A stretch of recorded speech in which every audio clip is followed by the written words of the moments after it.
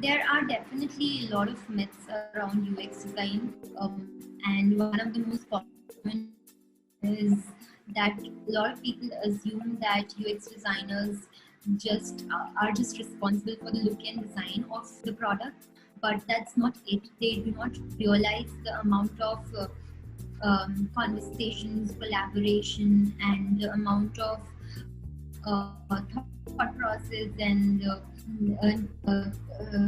work which behind getting into those pixels. So moving pixels and playing around with pixels is definitely a part of our job, but that's not only it. And so the second, I think, myth, which is also pretty common these days, is people think that if you're designing an experience and you're hand holding your user a lot, that is a good approach. But that's not always the correct approach.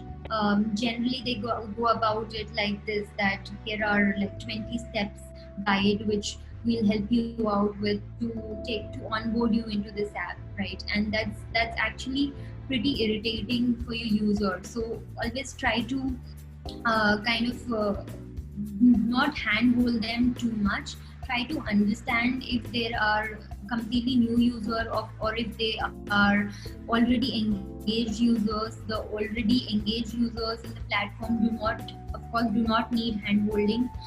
Even the completely new users, I think, would need maybe a few steps they would want to know, but then leave a few more steps for them to explore, so that they will get engaged with your platform instead of getting annoyed with like too much messaging and too much communication.